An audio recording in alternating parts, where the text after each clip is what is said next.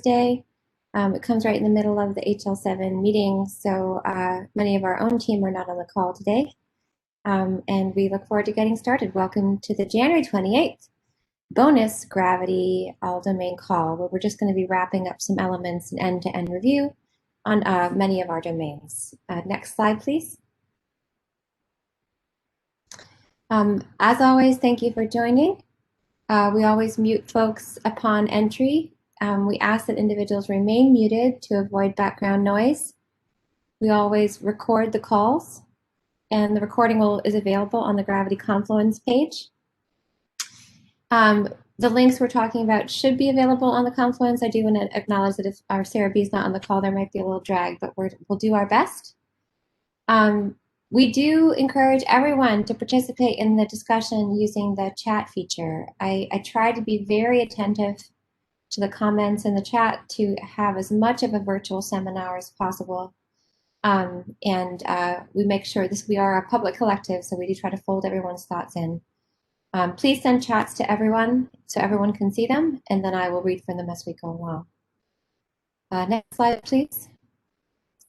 This is our standard antitrust practices notification. Next slide.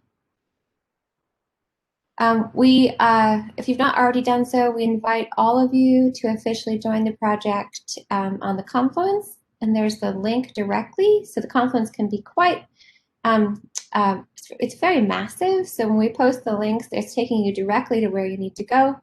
There's also a search feature there. If you want to check whether you've already signed up or if other members of your organization have signed up, you can review existing membership there. It's very long, a long list of 1,000 folks. So you can search it by alphabetical order within the different subtypes to get to where you need to go. For general information, the Gravity Project general Confluence page is worth many days of scrolling around and seeing past work and current work and reviewing past meetings and educational materials. So we look forward to having you go there and just writing us if you have any concerns. Next slide, please. This is our growing list of project founders grants and in-kind support to date. We are doing our due diligence to ensure that we add the organizations that are supporting our subject matter experts. You can see we just recently added the Community Transportation Association of America, who were critical in our transportation insecurity work, Alexandra King. So if we do our best to represent this. If we're missing anybody, please let us know. We will make sure that you get added to the slide. Next slide, please. This is the Sarah agenda. As an optional meeting, we thought we'd focus just on terminology and announcements right now, so maybe getting out a little bit early. But again, we created this meeting to ensure that the community had time to review the master's information in preparation for the upcoming vote. So again, I always start out with some grounding for new members, discussing the schedule, and then end-to-end review of our domain concepts. Next slide, please. Announcements, next slide. Gravity's super proud and honored to welcome my friend and an amazing population health and nurse and community advocate, Asha Emanuel. Asha is an expert on social risk and population health and population data, and she's a nurse. As a nurse, I'm very appreciative of that. We look forward to adding her wisdom. We're bringing her in specifically to assist with our population aggregation use cases and work on community engagement. One of the things that we've recognized is that our model needs to evolve in order to do outreach into the community to get a lot of the data concepts that we know we need to create robust sets. And so Asha is going to be assisting us with both that and identification of subject matter experts for upcoming domains. So welcome, Asha. Lucky, lucky us. She's amazing. Next slide, please. Gravity Project sponsorship. The Gravity Project is currently seeking additional sponsors for our 2021 operations. If you're interested in learning more about sponsorship, you can send an email to Gravity Project as always, or just visit the Confluence. Next slide, please. This is just a shout out, and I say this every time. So we talk extensively about terminology and work on terminology in this call. We report on technology to the community as well. A lot of the work of the technical wing of the initiative happens in the specific public meeting for the Fire IG. They're on Wednesdays from 3 to 4 Eastern Time, and they can be accessed through the HL7 meeting calendar. So if you want to participate in some of the technical decisions regarding the implementation guide, that is the place to go. That work is led by my colleague, Bob Dieterle. Next slide, please. We are still collecting ICD-10 and CM letters of support. We did make a form letter for use that you can find on the ICD-10 Confluence page. The meeting is March 9th through 10th, and so if you can get those letters of support in prior to that meeting, that would be lovely. We said aim to send them in prior to the end of the month, but I mean that's very short order. So if you download the letter and amend it for your own needs and send it out, that should be fine. And then you send them directly to NCHS ICD-10 CM at cdc.gov. Next slide, please. I'm saying this every single time again, so if I were to come in midstream to the Gravity Project, I might be completely overwhelmed because it's very complex. So we do have an education and instructional materials section of the Confluence. That page contains videos that Linda, our terminology expert, have crafted in order to orient individuals to the different terminologies. And it contains some baseline grounding information regarding the terminology process, how we go about our activities, and then I did a video to describe the adjudication process. So all those things are available in the Confluence at the educational and instructional materials section of the Confluence. And of course, as mentioned earlier, all of our meetings are archived there as well. So if you just wish to review past meetings, see the agendas and go deep into them, you can do that as well. Next slide, please. The Gravity Food and Security press release is live. You can disseminate that as you wish. Next slide, please. We do want to state again that December 18th, CMS published a notice of proposal rulemaking. The Gravity Project prepared a formal answer and delivered it on time on January 4th. And then we do want to just recognize that the request for information was on accelerating the adoption of standard related to social risk data, and that's definitely a Gravity topic. So we do want to state that in addition to our letter, 31 other letters at last count explicitly mentioned and supported the Gravity Project's work. It just goes to show that our collective and community is very engaged, and we're very grateful for all of that. So you can read the letters at the link posted there. Next slide, please. We also want to state, so this is just a, in reference to our federal connections and federal integrations. On January 7th, CMS released new guidance for state Medicaid agencies and how they can use design programs, benefits, and services to address social determinants of health. The letter confirms states can use federal matching funds to design and develop data infrastructure to address SDOH and encourage states to use SDOH standards published in ONC ISA and those being developed in our project. This is a significant lever to advance the adoption of Gravity standards. It's very, very exciting. It's a lovely letter. You can read the full document at the link. And we're, again, as we look forward into our implementation and piloting work this spring, efforts like this from CMS are just incredibly profound in advancing the work of our collective. So thank you very much. Next slide, please. Oh, Siren Coffee and Science. So UCSF Siren is our founding organization. They have a virtual conversation series that Siren's launching to discuss hot topics in medical social care integration. It just kicked off. The first one was an inaugural event with Laura Gottlieb, the director of UCSF Siren, and Catherine Bibbins Domingo from UCSF. It was a really lovely kickoff. I myself will be speaking in the middle of March, so you can join the series and view the podcast channel at the following links. Next slide, please. Whew, process grounding. Okay, this is just an orientation for new members. This is the integration of our two work streams, terminology and technical, which which merge and communicate in the terminology's formation of coded value sets and technical utilization of those. We are having lots of really great conversations about the building of those value sets right now across our two teams in our collaborative meetings. Next slide, please.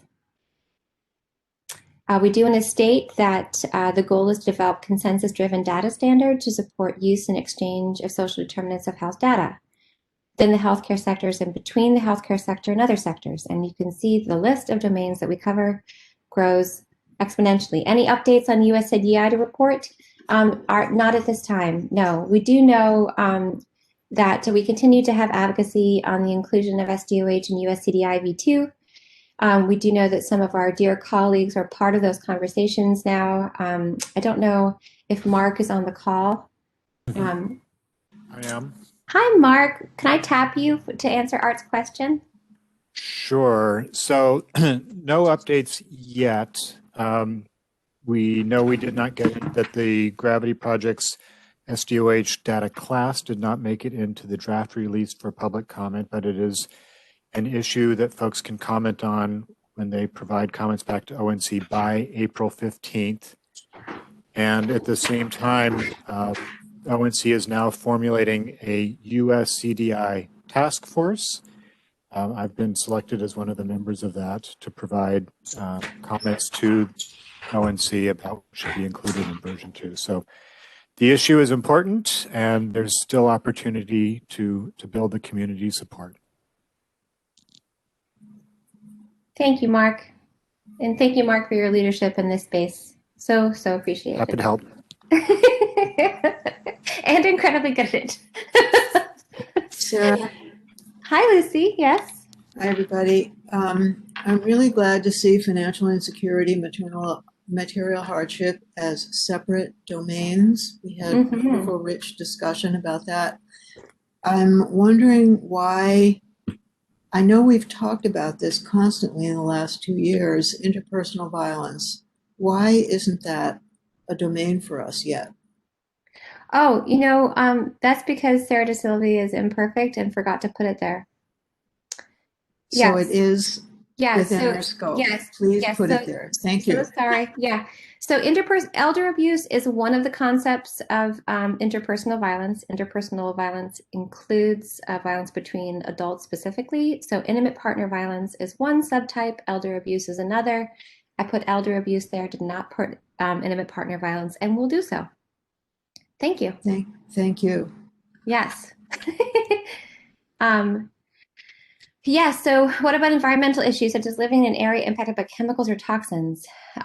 Yeah, so this is part of the complexity of this is why we're moving to a dot model as opposed to an icon model, because as the Gravity Project expands its scope, we definitely are conceptualizing neighborhood elements. And I'm going to show you some, the place for that in our brains on the roadmap in the next slides. But yes, considering this very, very carefully. Next slide, please. This is just the terminology development process, kind of a graphic that we use in order to ground ourselves where we are when we're thinking about the different domains. Next slide, please.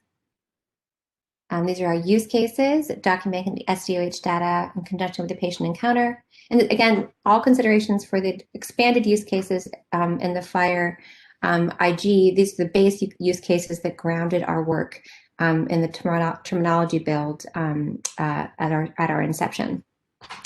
So documenting SDOH data in conjunction with the patient encounter, documenting and tracking SDOH-related interventions to completion, which necessarily entails the complexity of communicating with our community partners, and gathering and aggregating SDOH data for uses beyond point of care. So population health management, again, grateful for our new colleagues' wisdom in this space, quality reporting, and risk adjustment and risk stratification. Next slide, please. Project schedule. So Mary Sarah, I think this is what you're, yeah? Could we go back to the previous slide for just a moment? Of course, yes. Yeah, number 3, for uses beyond the point of care.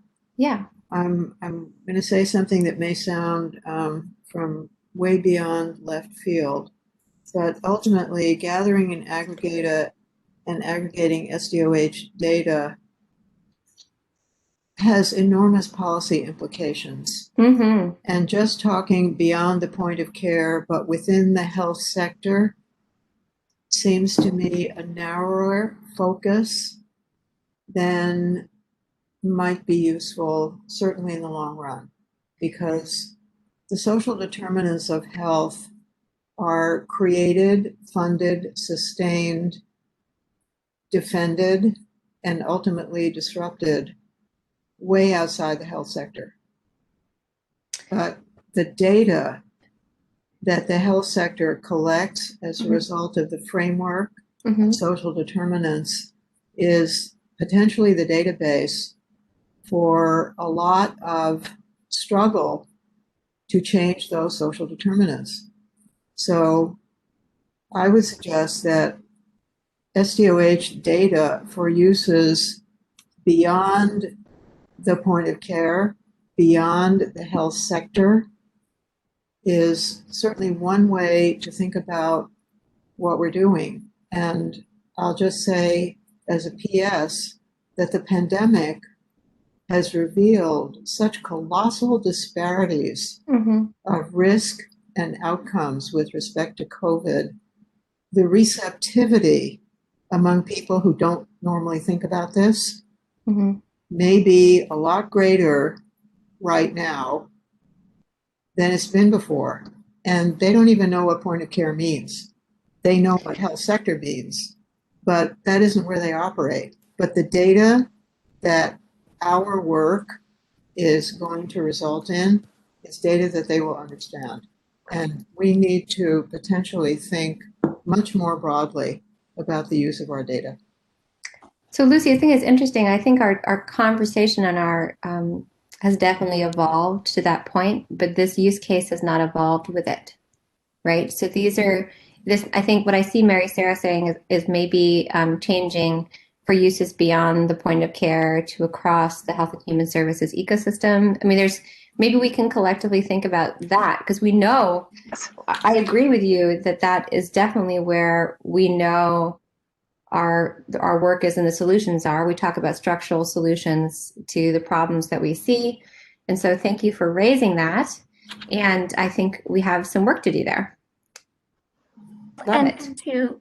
To that end, what we're seeing a lot in different communities is that the local health information exchanges are playing a role to kind of sit between the healthcare providers and the community-based organizations. But they're pulling data together from both the community-based organizations and the EHRs. And so I think it is important that we make sure that that information, because it's not just being collected solely by the providers or being used solely by the providers. It is becoming kind of community information, if you will, that is to drive both health as well as well-being outcomes. 100% Mary Sarah. And I think, so I work and practice in Vermont, which is doing a pretty innovative model using, health and human services data feeding back into the accountable care organizations. So I think that's really insightful. Lucy, thank you. You tend to bring things to the light that we need to talk about. Mary Sarah, I really like your idea. And Mark's right, the Gravity Project's data stewardship principles, which should apply as well to those uses. Yes, it's true. So maybe what we can do, since part of why I brought these slides back was to remind us that these are the things that kind of existed at the beginning. So maybe we can try a little bit of editing and then bring them back next time and see what folks think. Does that sound good? I really appreciate the fact that I don't think our language has evolved with us here. And I'm really grateful that folks called that to light. Yeah, and Evelyn, this is Julie. If I can make a suggestion, I think one of the things that I'd like to see, and you could incorporate this or not, is to have SUH trigger an intervention, right? Not just to document and see what the interventions are, but actually create like a pathway, a care pathway that says, if this, then that. So we could, ideally this would extend to clinical decision support, sort of automate the response and management to social determinants. Not that you would remove the human component of evaluation and, adjusting what the plan is, but I think certainly there'd be a great benefit to supporting people who aren't necessarily experts in social work or care coordination to helping them respond as well. Julie, I really appreciate that. And I appreciate that that's a direct segue from an earlier point that you made in the meeting. That is so correct. I want to be sure to capture some of the things I hear in here. So, so Jerry, I'm going to hold your question only because it's a little bit separate. And I'm going to say, so I see Shelley agreeing. I see Mike very astutely saying our language evolution might benefit from more involvement of our community public health CVO partners. Agreed. We actually have, our strategic advisory committee might be a good group to ask about this. And then we do have, I do feel like this is one of those instances where our new model of like bringing some of these conversations out into the community would really be beneficial. So I'm going to now look at those other questions. So Jerry's asking, have there been an attempt by the Gravity Project to survey physicians to determine what SDOH components they would find useful? I'm struggling a little bit to understand what you mean by components, but I can state just the context of the Gravity Project builds off the extensive medical social care integration implementation science of UCSF Siren and the database there. So the directive to create the Gravity Project was created largely out of the work of course, the IOM and the Academy and literature in the ecosystem of medical social care integration, but about technology service options. Can you explain to me what you mean by service options?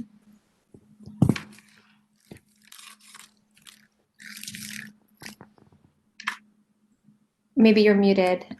If you mean community resources, then we make those because we try to do those decisions collectively, both in what the community-based organization is able to offer, both from it exists and capacity for assessment. But I guess if you, Jerry, maybe you could help me understand what you mean in an email, just so we can make sure that we touch base on that. And then, we have, Mary Jane, we have had actually some employers participating in Gravity's work with internal assessments of their own, submitting their own assessments of employee health. So yes. And then, so Mike is speaking from, again, our ecosystem in Michigan. And Margo said, also agree about broadening the language. The new executive orders on racial equity are increasing the sense of urgency about better SDOH data and more data sharing partners. Yes, Margo. Thank you. So many executive orders that are really lovely coming out right now and applicable to our work. Okay. Have I captured all the questions regarding this slide? Who knew this slide would be so rich? So we hear a directive to reevaluate the language in number 3, include our community-based organizations in that work, encompass the non-clinical origins of our data, and some of the collaborative community approaches to data making and information making that we discuss often in our work. And we also heard Julia's kind of elevation of a need to consider implementation in CDS in some of our, maybe even create space for that as a critical use case. So not just putting it into possibilities in the technical work, but really identifying that that would be beneficial to ensure that it's part of our orientation in everything we do. Sarah, let me just suggest maybe one way to think about this so that you don't feel overwhelmed when you have to redo this slide. I personally find use cases extremely helpful to focus conversation. But the minute we start realizing the implications of what we're doing, we all start thinking bigger. We've all done organizing. We're all advocates for one thing or another, whether within organizations or in our communities. So maybe let's not let go of the use cases. And let's not call what I just said a use case. It's really implications. We need another slide here for implications for advocacy, organizing, politics, whatever we want to call it. Our database is fundamental to so many conversations that could be had, especially now when there are people in the government likely to be receptive. So that's just a suggestion. Use cases are really good for focus, and we've made an enormous amount of progress based on use cases. But this conversation is about the implications of our database. So maybe that's a separate slide.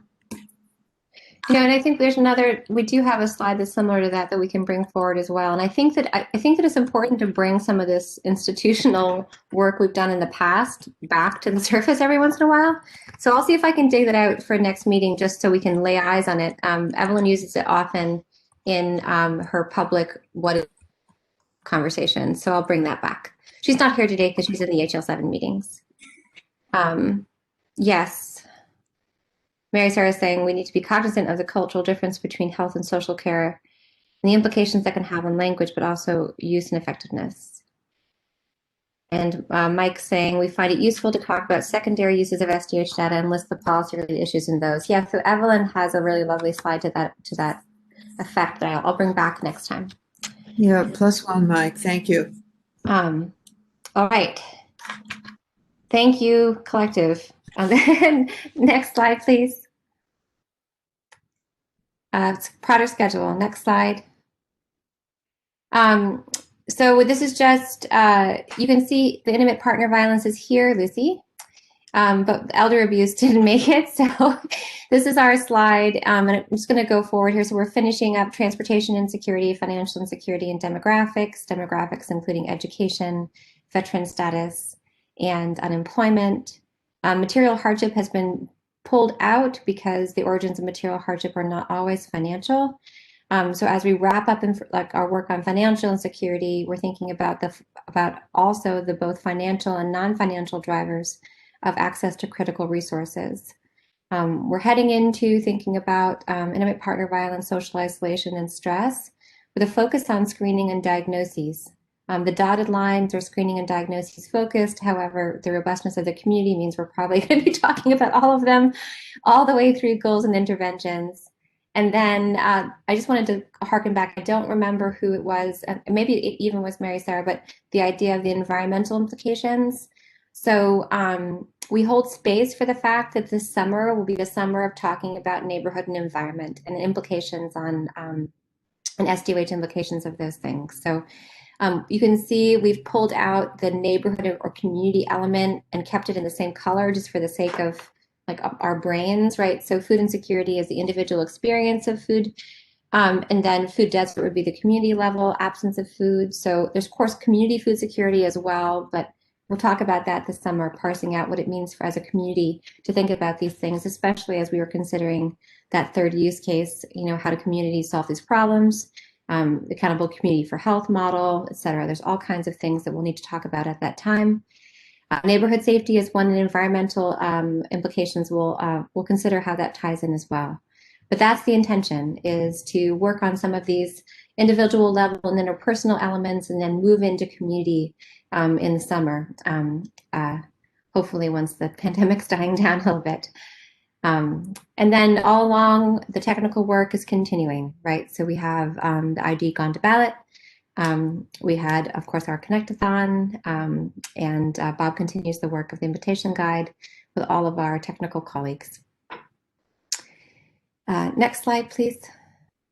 Any questions on that before we go? I feel like, okay, we're good. Okay, so this is the Gravity project schedule. Again, so every week I do kind of a summary assessment of where the lists are and whether I feel like we have enough of a buffer to get to a good vote.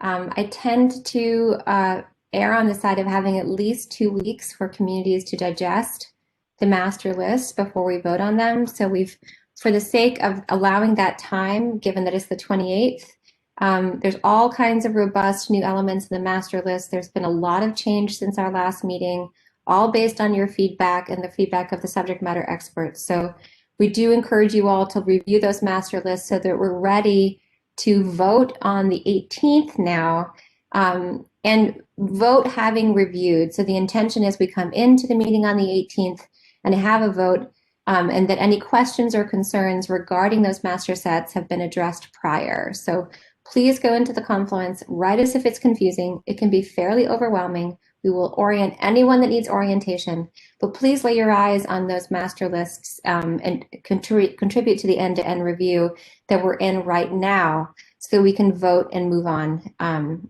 18th. And then you can see, focusing on those interpersonal ones coming around the bend. I'm really grateful for our collaboration and colleagues across the ecosystem who are already been working on social isolation, stress, and partner violence and elder abuse, really building off of our colleagues' work as we head into those new domains. Any questions?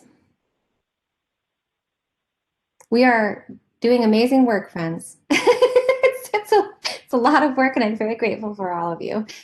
Okay, next slide. Any questions on anything that's been said so far? We've had introductions, we've had announcements, we've talked about use cases, and we've talked about the schedule. Okay, next slide, please. I'm going to remind everybody, and I do this every time, so we are a collective, right?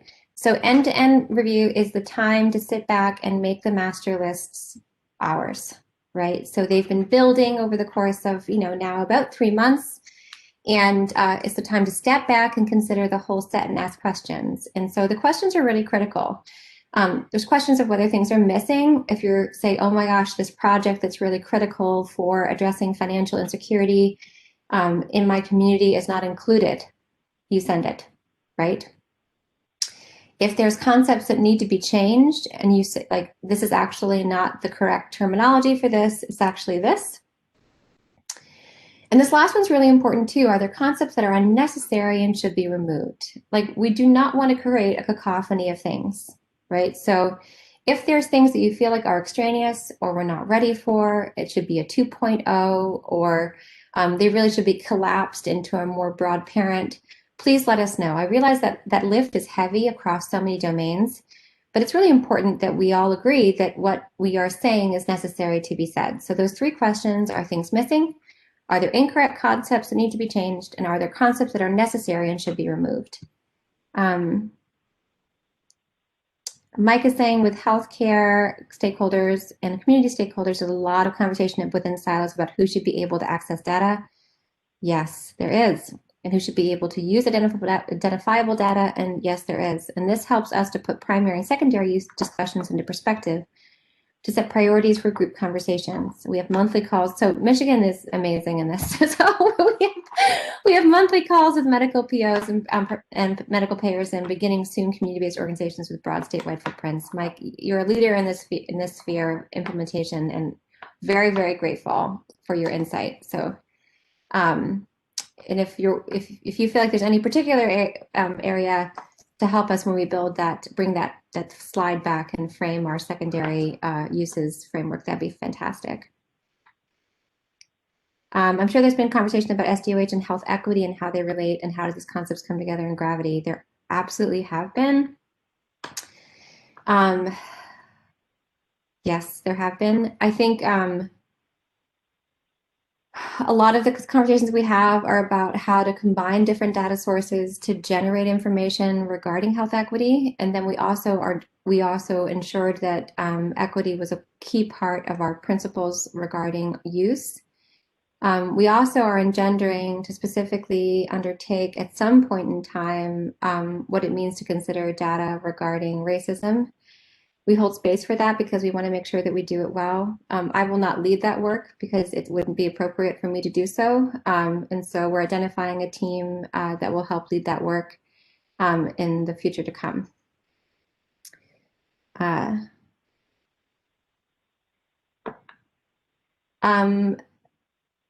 Can you provide a link to these slides or an updated site that has the final list of concepts? So yes, so Julia, so the Confluence, each of the different domain areas on the Confluence has the different master lists, and we'll try to get those into the chat. So there's the domain site for inadequate housing, transportation insecurity, financial insecurity, and demographics. So we'll try to drop them in. There's not a summary, only because it would be massive. But I wonder, though, I wonder if it'd be helpful. Please let us know if there's any other way we can get the data to the people. We decided to not a while ago send every single member all of the different Excel spreadsheets, because that would be overwhelming, we thought. But if there's a better way to do this than the Confluence, please let us know. But because we try to keep the spreadsheets separated by domain, there's not one summary one across all the domains. This is the complexity of working on so many domains at once.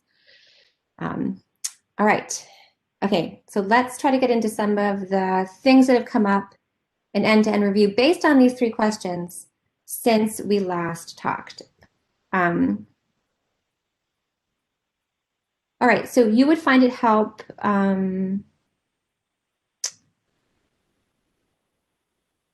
Thank you, Monique. So end-to-end review, I would find it really helpful to get an email with relevant links to do the reviews of the domains we need to do. Such an email would point me to where I have to be. Okay, so that seems like a helpful thing. So instead of attaching the spreadsheets, we could send direct links to the different master lists or the different domain spots, and I will work with our team to do so. And then Monique, amazing Monique, has dropped us right directly into the terminology workstream dashboard. So thank you so much. Very, very grateful, Monique, as always. And Lucy, that's an excellent idea, and I think that will actually solve Julia's problem as well, because we're all way too busy to go fishing. So we'll see if that can help. Thank you. When you drop links into the chat, I don't know, my computer, how it's programmed, I have to copy and paste stuff. And so I hear the email separately might be helpful. Yeah, that would be great. That wouldn't be any more real estate. It goes right there. Thank you. Yeah. Oh, thank you, Monique. All right. Monique is doing double time today. So, okay, next slide. Again, I really want to empower individuals to think on what is extraneous as well, because we really want to be prudent in our suggestions. So I just want to orient everybody. So a note on intervention. So every single, Mark, see, oh yes. So before we go on, Mark asked, do you want me to address the question on USCDI? Sure. This is Don Donnelly. USCDI V2 is out for comment until April 15th. So go, Mark. There was also a question. We're discussing right now a range of domains that are broader than we put into our submission to ONC. So overview comment. Yes, there are many more domains than we put into the submission. The submission was just what we thought we could deliver on time by the time ONC made a decision. We can be submitting additional domains for version 3 this year. There's all kinds of opportunities. Thank you. Are we all set there? Okay. And then Julie's asking 2 more questions. What about material security and employment? So material hardship as a twin to financial insecurity was arrived at the same time based on the subject matter's minds. And so we are working on concepts that are directly actually an outgrowth, specifically in order to address some of the questions in question 14 of Prepare. So those things are happening at the same time, but financial strain was always the intent. So we're trying to keep on heading on financial strain while we build space, specifically considering question 14. And I say question 14 Prepare because it's so comprehensive. It's like all of the things. Right? And like American Housing Survey and some of the other tools out there have other specific questions that go directly to those same concepts. But yes, that's happening. If you remember from the timeline, we're going to keep on going with material hardship and give our SMEs the opportunity to take a breath, because Dr. Shikadans and Dr. Colvin have been working overtime, and they basically got 2 domains or even 5 for the price of 1. So but yes, we're still working on material hardship elements, and that will come. And then employment is part of that work. And so if I haven't been saying that, I'm sorry. Unemployment was a specific focus of our demographic work. And you can see that in the upcoming slides. And thanks for all your great questions. All right.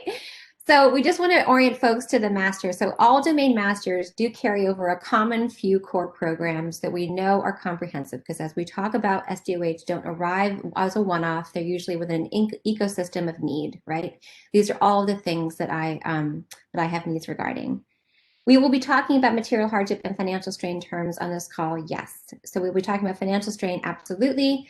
I'm talking about the plan for material hardship, yes, 100%. So, so a few core programs that are carried over are area agencies on aging, benefit enrollment assistance programs, community action agencies, community resource assistance, which includes the community referral platforms in 211, community development corporations, community development financial institutions. So these kinds of things we know are common, so they all roll over every single time. Okay, next slide, please. We also want to state, just because we haven't said this in a while, whenever you submit programs or professions, right? So a program would be a gas voucher for transportation insecurity, or a program might be financial counseling. There is an algorithm that we apply to it. So basically, early in our work in 2019, we agreed on activities to wrap around these things and aligned our activities with terminology definitions through SNOMED-CT if they were available, or the literature if they were not. For instance, coordination as a separate activity, which is a huge heft in SDOH work with community health navigators and care coordinators. We had to elevate that as a concept because it wasn't there yet. So these activities, referral, provision, counseling, education, assessment, evaluation of eligibility, assistance, and coordination, we wrap around whatever programs or professions you're submitting to us. So if it's provision of gas voucher, that's how that goes. Financial counseling, education about rideshare program, right? So these are all things that we basically take the terms you submit the programs and plug them into our activities in order to create the final set. So when you're looking at the master, that's what's happened. Tab 1 is the programs themselves and their definitions. And the interventions is those programs fit into this activity algorithm, basically. Sarah? Yeah? Hi. Are these bullet points? Remember Bob Dieterle's little diagram of lots of little train cars that are the same across all domains, so that there's going to be coding that can be done that will be then adaptable for use in any domains, or for understanding any domain. Are these bullet points those little cars on his track? They're not exactly those little cars on the track, because Okay, let's not take I time do with that. appreciate the attempt, though. I know you love that diagram. Well, I'm still trying to understand it. So Well, I mean, and I okay, think never mind. No, not never mind, Lucy. I think it's important to raise your question. I think so. Part of the complexity of these terms is that and Monique's on the call, and we could go on and on and on about pre-coordination, but because there's a lot of problems, there's a lot of complexity in the approach because we're pre-coordinating a lot of terms, right? But one of the problems that we know we have, and we're working on this in Gravity, is creating the taxonomy of the programs themselves. And that will eventually allow us to just use syntax, right? You can pull up, you can refer to, you can provide the thing, but at present, there really is no NPI number or RX norm number or like taxonomy of things that's open. So this is our attempt. It's a halfway attempt. It's imperfect, but it does create order, at least in what we produce, right? It's not perfect. We imagine future states that are a lot more elegant, but this is our, at least everything that Gravity puts out looks the same. And these terms are captured and able to be sorted into existing taxonomies such as SNOMED-CT, because it matches and marries what they do, and almost all of the intervention terminology is built into SNOMED. That may have been not a very helpful answer, but any other questions? Thank you. Okay. Next slide, please. All right, inadequate housing. Next slide. So in my end-to-end review over the weekend, I just spent my time with the masters thinking about them. I remembered that some of our edits that we had internally didn't make it onto the slide. So a long time ago, we revised lack of water to lack of adequate plumbing, and we talked about internal environmental hazards.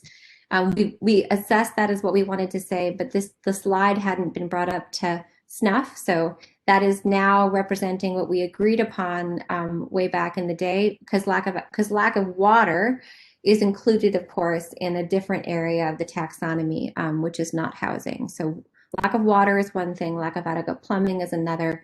These questions in terms also correlate to American Housing Survey questions and questions in the Nehru-Zeman tool of the Accountable Health Communities tool.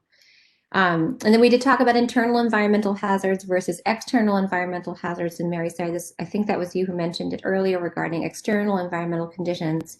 So this is our differentiation, like when something's internally a hazard, specifying that in our language to be clear.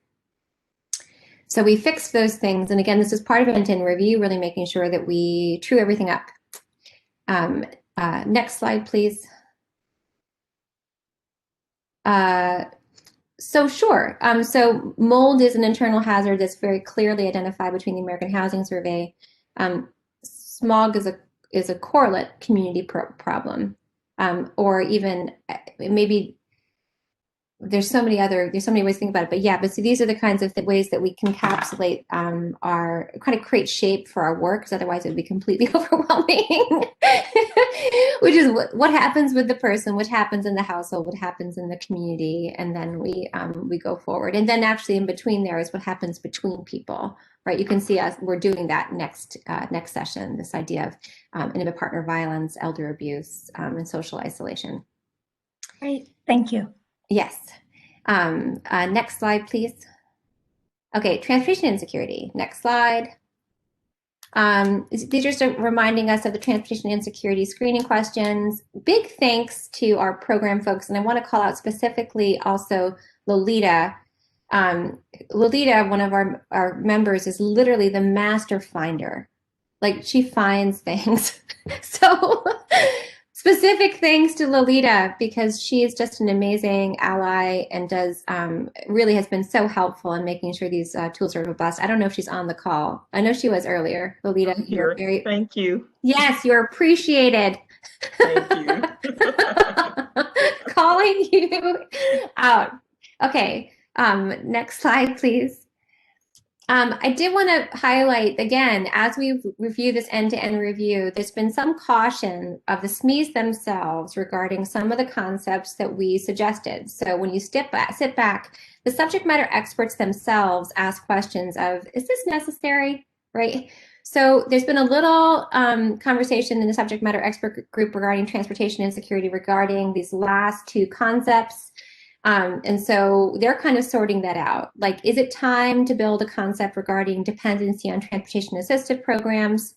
Or would that be better captured elsewhere, like maybe in, a LOINC panel?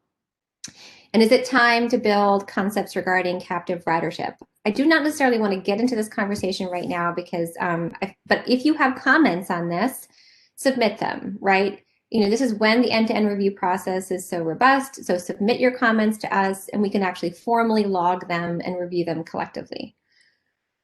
And again, this is just us being responsible. Is barriers going away as a phrase for transportation? Carly, can you help me understand what that means? Sure. Just Hi. as an overarching, hi there, as an overarching theme, historically, I think the industry has talked about transportation barriers, but if the terminology is getting to insecurity as well, such as food insecurity, just want to follow where the industry is going. So yes. Just open to the group's thoughts. Yes, so the subject matter experts firmly agreed. Oh, there were lots of them. I think we had like 5. So lucky. It was a bounty. All agreed that transportation insecurity was the better parent to encapsulate a lot of the complexity within the domain right? Because similarly to food insecurity or housing insecurity, there's all of these subdomains within that are able to be conceptualized within transportation insecurity. You can see it here, right? So if we somehow by mirroring language in other domains, we can imagine all of the like excessive time, available, unaffordable, distance, right?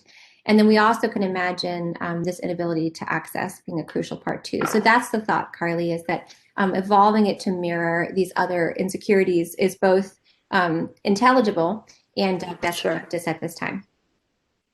Thank you. Yeah, of course. All right, so thoughts, submit your thoughts formally regarding those two elements coming out, and that'd be lovely. Okay, next slide. I do want to finally bring to fore some of the programs we're talking about for transportation insecurity. So I'm just going to read them out. Before they were just in that little word cloud for Lucy in the car. But we have gas vouchers, elderly and disabled transportation programs, paratransit, Medicaid transportation, public transportation vouchers, tax and ride-hailing vouchers, carpool programs, microtransit, bike share programs, car share programs, hospital/clinic finance transportation as a separate subtype, volunteer driver programs, mobility manager as a person, so as a profession, right? You have a care manager, you have a mobility manager as a subtype. We're still working on the free car, but we do have donated car options and then car repair programs, because sometimes transportation insecurity is simply that my car does not work. Grateful for all the SMEs and their heavy lifting. We tried to sort a lot of the submissions from the collective into these different types. We've yet to parse out an additional type that needs to be built, but when you're commenting, comment on whether this is not enough, needs to be changed, or something is too excessive and doesn't need to be there. We do want to call out, again, I think it was Jane, in her, we did enlist our collective to help us with lots of these programs. So grateful. I already called out Lolita. I'm going to call out Jane for an instance, because Jane brought to fore that we had neglected across all of our domains somehow to create a program type for charitable organizations. So Jane, thank you. This charitable organizations program type will have including but not limited to organizations such as Goodwill, St. Vincent de Paul, Salvation Army, local organizations, etc. So separate from community-based organizations are these kind of massive charitable organizations, and they will have a definition to define them as separate. Sarah, so we did make one. Yes? With all due respect, I'm not understanding why the origin of the program is significant for what we're doing. Some hospitals would say, well, I'm a charitable organization, and there might be organizations that are not charitable organizations who might offer these services, and in some communities that might be the only option or even the best option. So what is the rationale for specifying organizational sponsor within what we're doing? And I have the same comment actually about hospital clinic that would equally apply there. So in one instance, it's a need for tracking because of existing policy, right? So part of the hospital clinic financed one, multiple of our subject matter experts are Medicare policy experts, right? So when it came to documenting interventions from a health system perspective, they called out that requirement. It may not be that the community feels like it's a requirement, but they felt like given the policy ecosystem, it was, right? And we can comment back, right? But that was the thought there. And then it's not to specify origins of charitable organization. It's really because we need an easy button, right? In many instances. And it's not that the organization is charitable, it's just that literally sometimes these organizations like Goodwill or St. Vincent de Paul, they can be just as capable of addressing multiple domains at once, and therefore an intervention for one domain is not really appropriate because you can just refer to them, right? Similarly to like connecting with 211 or some other community action agency or something to that effect. So that was the thought behind that. Again, if it's felt like that's not necessary, we can absolutely consider it. But that the case was made and heard, and so it's elevated. And if we don't feel like that's necessary, then we can consider it otherwise. And Mary Sarah, so no, it does not, because there are multiple instances of hospital clinic finance transportation that are not Medicaid. So that was the need to call that out. It felt like that was important. And again, if it's not important to the collective, you're like, that's too much, please let us know. And Lucy, did I answer your question regarding the charitable organizations thing? Yeah, you did. And I would just say that there are some cultural aspects for some people to accepting charity. And so the idea that this is an easy button to refer people to, it seems to me we should think about that. If I'm a patient and I need transportation and you send me to the Salvation Army, it might be that I don't see the Salvation Army as an organization that I've ever needed or that I want to need now. I may need a car or a bike, and I acknowledge that in my clinical interaction, which is how you find out about this in the first place. But from a patient consumer point of view, having an easy button for the provider called charitable organizations, it seems to me is making a cultural assumption, which is an assumption which maybe should be thought about. I appreciate that. I really do. So if there's a better way, if you have a suggestion for how to name the thing as separate without possibly like creating that perception, that'd be really wonderful. Because well, I guess I'd go back to, why do you need this? It's an easy button for providers, but we need to be. Well, I want to walk back on the easy button thing, because that's not necessarily fair. Because it's not, that might have been trite for me. You know, I don't think that that's a fair description of the reason why it was elevated in the community organization. David Ermer has suggested that.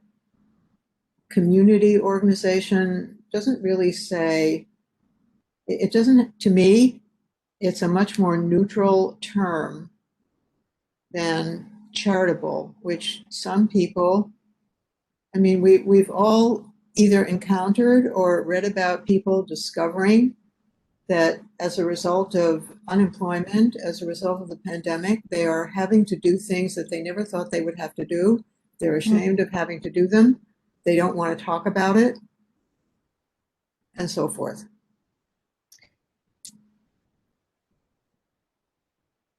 So we need another button, another label for that button. Okay, so I'm just going to ask the community to think about this one, because if we think about, there was that slide that I showed regarding the things that carry over for all the domains, right? So this would be that type of program, or what that type of, it'd be something that'd be applicable across many domains. It's not currently contained within those, right? So maybe I can send those back out to the group and we could try to think about how to wrap around it. I don't know if community organization. Well, yeah. So this is the thing. So see, we have to be careful not to create another parent also that everything else falls into, because community-based organization then becomes the parent for so many of the other programs we've made, where charitable keeps it distinct. Okay, so let's, yeah. So if anyone can help me figuring out how to name this, again, thinking about, it would be something that would carry over to each. It would be similar to that slide that I had earlier. I 100% support naming it different. Oh, look at Hasna. That's lovely. Okay. So Lucy, does that seem like a good solution? What, empowerment entity? No, I mean, just like literally just sitting back and maybe not trying to answer this question now, but reflecting on Yeah, those. okay. Yeah, program types. I'm just raising it for consideration. And I love that you are. And I agree that given that, I don't feel like this, I mean, given your response and how eloquent you are and thoughtful, I think we need to revisit the name and maybe we can collectively think about that, right? And then think about that it would belong then on those things that carry over to every single domain slide that I'll send back out again. And Rita, in answer to your question, the answer is yes. Yes. Yes, got it. Yeah. Yes. So heard. And let's do better. I'd love to do better. And maybe we can collectively work on that. And then I do want to there's a whole there's some things. Oh, Monique wanted to call out something. We're mixing things provided by programs and AG vouchers with programs. It's true. I should have said transportation and security interventions, Monique. Sorry for that. And then Lisa saying need to ensure the name is recognizable. Yes, that's true. So I believe we can do this as a collective, have this, solve this tension between really trying to be thoughtful about the power of naming, both from negative and positive connotations, and ensuring semantic consistency. Again, I think maybe the best thing to do is to go back to that slide, and I'll send it back around to the end and then reflect on it, noting the absence of this kind of thing and see what we come up with. And then we'll come back next week. Oh, don't want to miss rural transportation. So one of our experts from the Community Transportation Association is an expert in rural transportation, and as it stands, we felt that the interventions and diagnoses currently encompassed rural transportation needs. So, and I'm a rural practitioner myself. I do rural family med, and so if you recognize absences and have insight to offer in that domain, please let us know. Right, so because Alexandra King is a rural transport expert from CTAA, but we are not comprehensive. So if there's something that's missing there, please let us know. That's part of what we consider with transportation, distance to encompassing distance in there, and some of our interventions are also allowing for the kinds of ride elements in small buses that are required for rural transport. So Mary Jane, if you recognize something that's missing, please let us know. We'd love to make sure that it's in there. Is that sufficient? Oh, thanks, Lucy. Okay, Mary Jane, if it's not, please let me know, because I would love your thoughts, especially if you're a fellow rural provider, because we always try to make sure we're bringing the rural voice in here. That'd be great. Okay, next slide. Wow, we do such a good job. And there's Lucy's thing. She missed it. That's her board cloud. Okay, next slide. I think we're doing okay on questions. Next slide. Financial insecurity. Next slide. Again, I wanted to mention this broken line. So we started off conceptualizing financial strain. Our subject matter experts said, no, you can't just talk about financial strain. You have to talk about financial insecurity and material hardship as two separate things that overlap but are not, are not the same. So that's the way we went forward. And again, this reckons back to Julia's comment regarding material insecurity. So this is not a comprehensive list, but when we think about material hardship and financial insecurity, we're basically ensuring that we're thinking about the things we have not thought about yet. So we understand the relationship of food insecurity, housing insecurity, and transportation insecurity into these two concepts. But this is just a slide to represent what's not been built yet. Okay, next slide.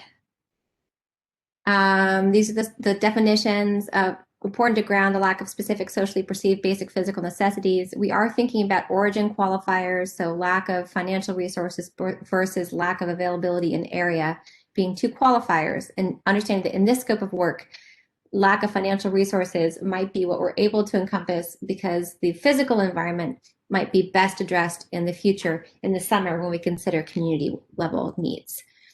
Next slide, please. Sarah, Hi, Monique. Monique. Hi. One question, back to that last slide. Okay. As I take a step back from this, and you alluded to this, so you said you're not necessarily saying that things like transportation insecurity and housing insecurity may not have a relationship to these two codes here. No, we can't say that, yeah. Yeah, so are we saying, because based on this definition of material hardship, I think we all would agree that while I don't know that internet is a socially perceived basic necessity, and we can debate those kind of things, that may depend on the society in which we live, but certainly housing and food are. And so would we say that homelessness and food insecurity are subtypes of material hardship? Or is this sort of the material hardship not elsewhere classified? Well, I mean, the tricky thing is, as represented, food insecurity encompasses everything from worry to absence, right? So when you think about that Venn diagram, right, worry but wouldn't we say that it's a basic, not having to worry about food is a socially perceived basic necessity, whether we call it the word physical or not.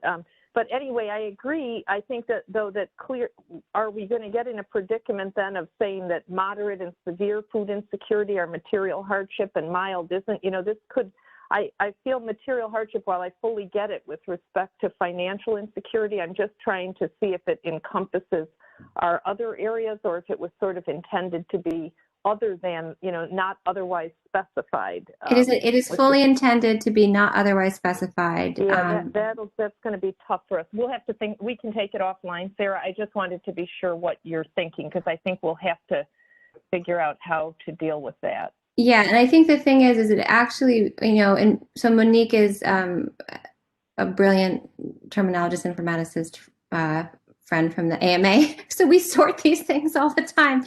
So I think we just hit a sticky wicket when we start to try to name things. Again, I think about calling to light, question number 14 of prepare, right?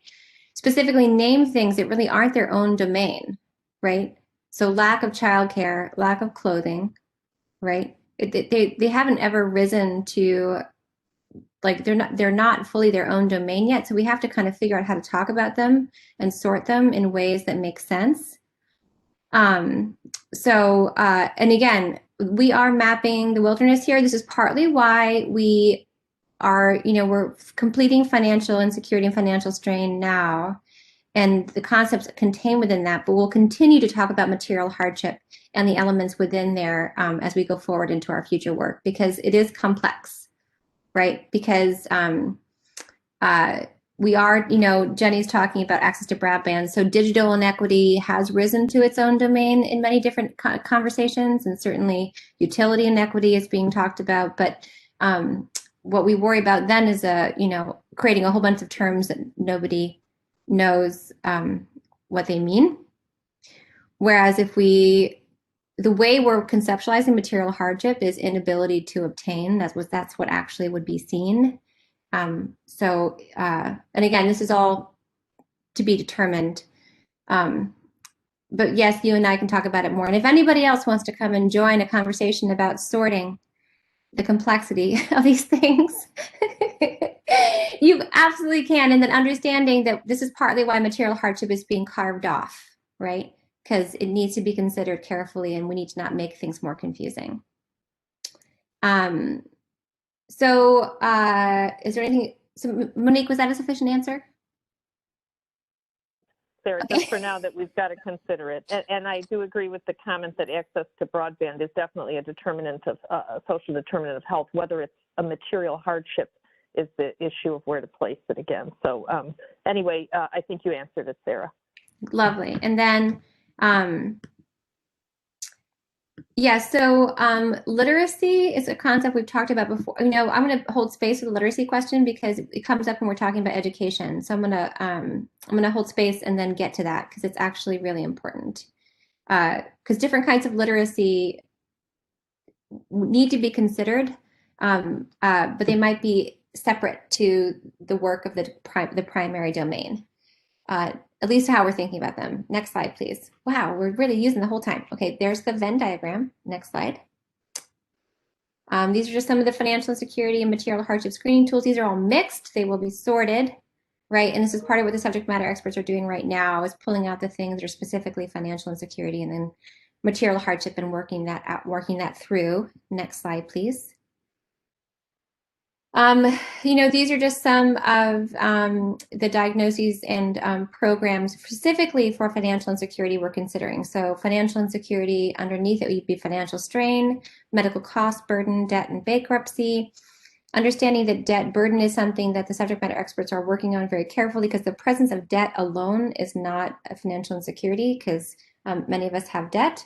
It's debt burden that is the problem when the debt becomes a critical weight on the social emotional health of the individual.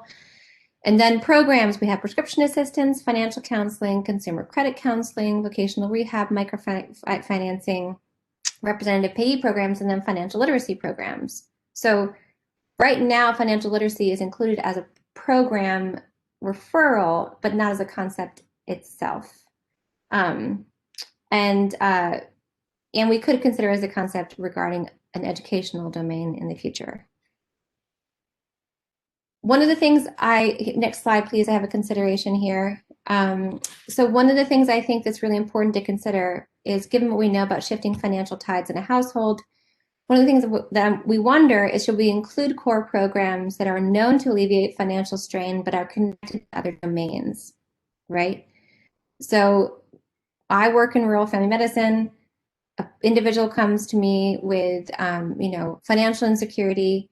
I do anything I can to get the financial burden off of the family. So I sign them up for every single program possible, WIC to LEHAP, right? So all of the things. And so again, not necessarily right now, because we are running out of time. I'm really glad we had this extra meeting. But please help us understand and think about whether we should include core federal common programs that are connected to financial strain, but are specifically addressing other domains in the financial insecurity program list. And maybe we can come back, because we do have about 18 more minutes maybe. But anyone with quick thoughts about this one?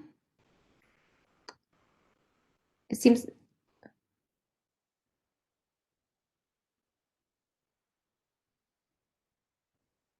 Mary Jane, could you, that'd be lovely. Thank you. I love the two-part answer. That sounds great. I think I just read it. But I would love it in my brain to make sure we have the same one. All right. And again, when we define programs, we define as broad as possible to think about national terminology, right? So we're talking about national common names. Okay, I'll leave this thought there. Next slide. Next slide. Demographics, next slide. Again, so these are some of our education, unemployment, and veteran status screening questions. And so someone did ask about employment. I think it was Julia. So we are addressing employment, but within boundaries. Again, whenever we think about these value sets, we chose to focus on unemployment and understand that there's some things that are not contained within there. So next slide. Again, focusing on screening and diagnoses for these right now. So these next two slides are little consideration slides. So as we carved out a focus on education to address what was not yet addressed, and that was the assessment of grade completed, so less than a high school education, we realized that things that fell to the wayside because they weren't necessarily included, conceptually matched, were elements of literacy. And I think, Mary Jane, of what, says Julia, elements of literacy, which is its own risk and which will need to be addressed later. So whenever we form structures and guardrails on our concepts and our domains, things fall away. And it's the same thing that happened when we were thinking about, access to food and food insecurity. So if we're saying we're specifically focusing on building information regarding less than high school education and its known effects on health outcomes in the literature, that means issues of literacy need to be considered separately. So I'm just building space for this, because this then becomes something that flops onto our timeline. It could be considered concurrently, because we are becoming quite good at doing multiple different domains at once. But I just want to call that out. So it's, yeah, so there's health literacy, financial literacy. There's going to be a lot of literacy concepts that are going to come to light, right? And so we just need to, again, think about what is, necessary. Again, is it important to focus on this independently? Certainly health literacy is, right? And then, think about whether that would go up on our timeline together. Okay, and I just wanted to make sure that that was clear. This is like the sorting problem. Next slide, please. Oh, Susan, perfect. Hi, Susan. One of my heroes, Susan Hull. So what about digital health literacy? That sounds like a really important thing too. I think we can build space for that. And then literacy in which language, Carrie, thanks for calling that out too, right? I think it was Mark who actually brought to light some of the issues regarding first language and literacy a while ago. So yes, space has been made to consider these things together. And then unemployment, again, we chose to focus on unemployment as, again, our small domain and demographics is really concrete questions and answers regarding this in the US Census and FENEX and many different tools out there. There are problems, though, because some of the questions in the ecosystem regarding job seeking are matched to job seeking or underemployment. For instance, do you want help finding or keeping a work or job? That doesn't mean you don't have a job. So we have to figure out what to do with questions like this. And then Healthy's question, during the last 4 weeks, have you been actively looking for work? Again, it doesn't necessarily mean that you don't have a job. So we have to be careful when we're thinking about these concepts.